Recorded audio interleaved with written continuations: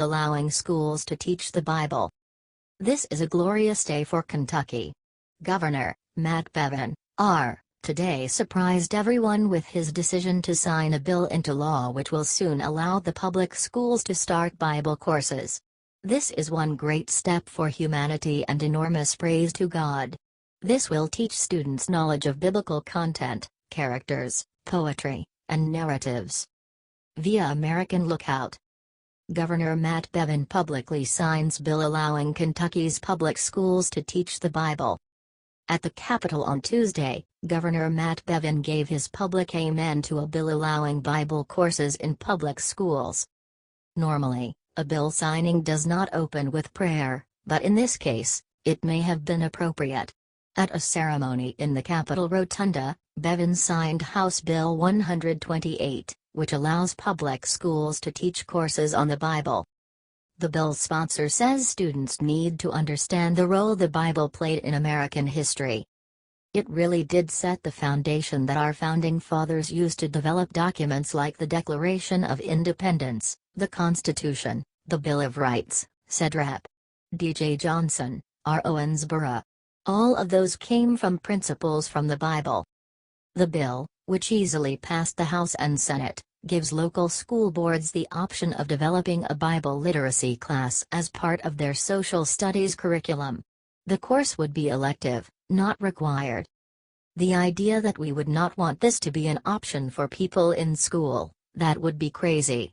I don't know why every state would not embrace this, why we as a nation would not embrace this, Bevin told the crowd. The ACLU of Kentucky said it's concerned about how the law might be used in schools. A Bible literacy bill that, on its face, may not appear to be unconstitutional, could in fact become unconstitutional in its implementation, said Advocacy Director Kate Miller. Miller told WDRB News the ACLU will monitor the law closely. We want to make sure that teachers can teach and make sure that they don't go in to preach, Miller said. Many people are glad this is coming back. A lot of moral values enjoyed by the now-aged group in America which have been thrown away may just come back. I hope this will last long.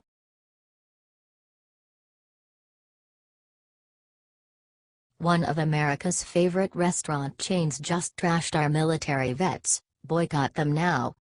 Of all the asinine policies, Dave & Buster's Arcade and Restaurant in Kentwood, Michigan demanded veterans, Victor Murdoch and Adrian Brown of the American Legion Riders Post 179 of Grandville, Michigan, remove their vests or vacate the restaurant. The patches on their vests depicted the American flag, a bald eagle and the prisoner of war flag. The restaurant's management claimed the patches on their vests promoted gang-related symbols. This is political correctness run amok. According to Military.com, Texas-based Dave & Buster's headquarters issued a statement explaining. The group was asked to remove the jackets or turn them inside out because the business dress code prohibits evidence of gang affiliation. Spokeswoman April Spearman said the policy was in place to ensure that everyone is able to enjoy themselves in a fun and safe environment. The American Legion is one of the oldest, most respected veterans organizations in the country. Since its charter and incorporation by Congress in 1919 following World War I, the American Legion has served as a patriotic veterans organization devoted to mutual helpfulness. The American Legion is most assuredly not a gang. The American flag, the bald eagle and the prisoner of war flag are not gang symbols. Dave & Buster's needs to reap what they have sown. The internet is full of forums and discussion groups planning to boycott Dave & Buster's for their utter contempt and disrespect of American veterans. Dave & Buster's is not only disrespecting veterans who have served our country, they are denying them their First Amendment right to freely express themselves. What does this say about America when our veterans cannot display the very flag they fought and died for? Not sure how to pronounce it, but the word is boycott.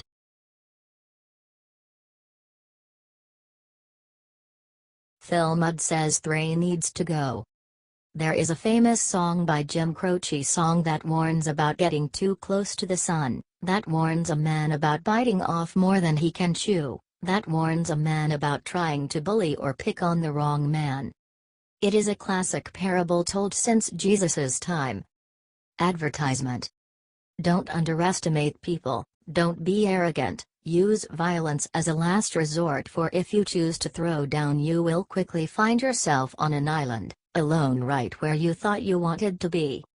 There will be no one coming to help, you can't call 911, you will have to deal with the consequences of your decisions. As the song warns, you don't tug on Superman's cape, you don't spit into the wind, you don't pull the mask off that old Lone Ranger. Advertisement. Apparently, CNN host and former CIA agent Phil Mudd has not heard that song because he just did all those things and worse. Former CIA agent, and now paid CNN shill Phil Mudd took issue with Trey Gowdy's questioning yesterday of former CIA Director John Brennan. Representative Trey Gowdy, RSC, doggedly questioned Brennan about Trump-Russia collusion and contact and proof. Brennan dodged the questions for the most part because the answers were classified, and used other evasive tricks. Trey works for the American people and he knows we want to know the whole truth. And for that this guy Mudd said. Trey Gowdy should have his ass kicked. He knows the difference. If you are an American citizen and CIA is collecting intercepts of Russians of what you said, is it fair to go to court and say that is evidence of something you did wrong? The breach of decorum, the personal attacks, and calls for violence against a sitting congressman shocked even the hardened cynics in the FEC who are already reviewing tapes of the incident. Before the FEC could even investigate this clown, he kept talking and revealed a bombshell about the whole Trump-Russia. Because the American citizens have a right to have evidence presented in a court beyond a conversation of Russian official reports. It is a hard line. It is frustrating for the American people. I hope they don't want evidence perceived as something a Russian official says. I don't want to be convicted on that, Mudd said. Yes, Virginia, he just admitted that the evidence, proof, whatever you want to call it, is all based on what Russian officials have said. In other words, since Putin's goal was to create chaos, wouldn't having his people lie on tape to create chaos work as well as hacking an election?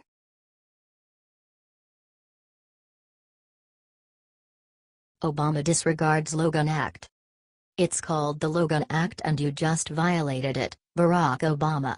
It's a felony and comes with a lengthy jail sentence.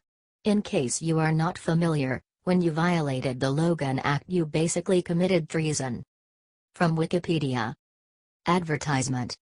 The Logan Act, 1 Stat.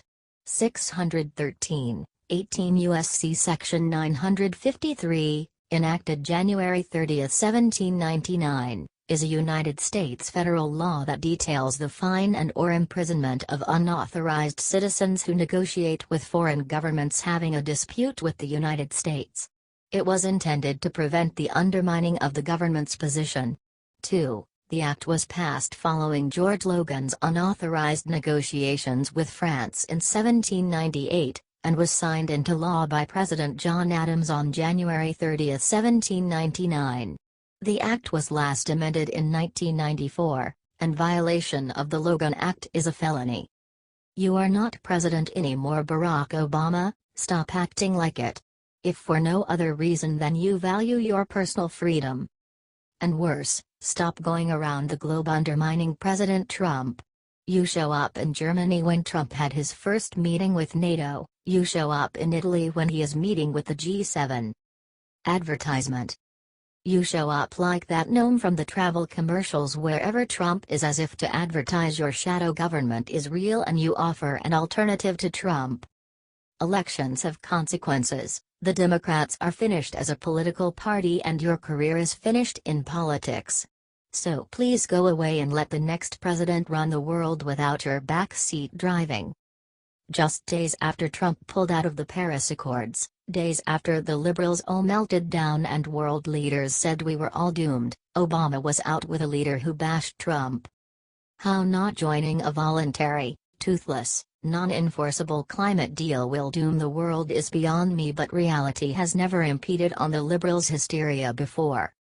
After Paris, Obama blasted Trump saying, "Obviously I'm disappointed with the current American administration decision to put out of Paris. We're going to have to act with more urgency. I'm looking forward to the United States being a leader and not just on the sidelines going forward." The Prime Minister of Canada Justin Trudeau also bashed Trump for pulling out of the deal, and so it was a bit of a shocker when these two anti-Trump men met so shortly after their attacks. "Is that all you were talking about, guys? We don't believe you. We know what you are up to and you should be ashamed of yourself, Barack. Share this if you think Barack Obama violated the Logan Act and belongs in jail."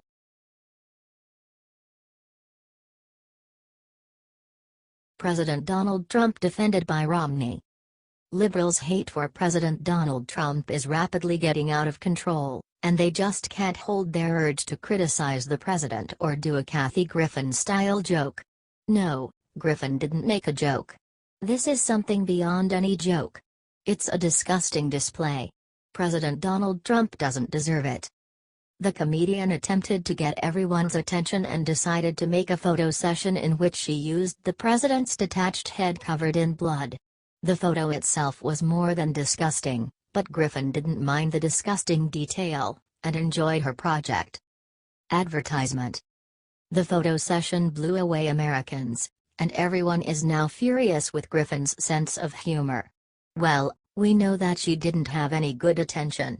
Moreover, this photo shoot can be freely considered as a method to incite violence. Pretty much the same thing Snoop Dogg did in his video. Why are these people so gross? It's legal to dislike someone, but doing stuff like this could easily put you in jail. I mean, how can these people pretend to kill the president? People didn't like former President Barack Obama, and nobody did a photo session with his bloody head hanging around. Even Griffin knows that these photos can put her behind bars. Advertisement.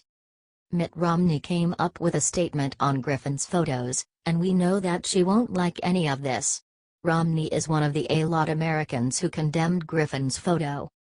"Our politics have become too base, too low, and too vulgar, but Kathy Griffin's post descends into an even more repugnant and vile territory," Romney tweeted.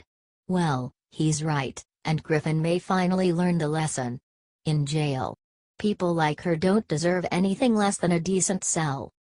Kathy Griffin is disgusting. Period. Her actions shouldn't be taken lightly.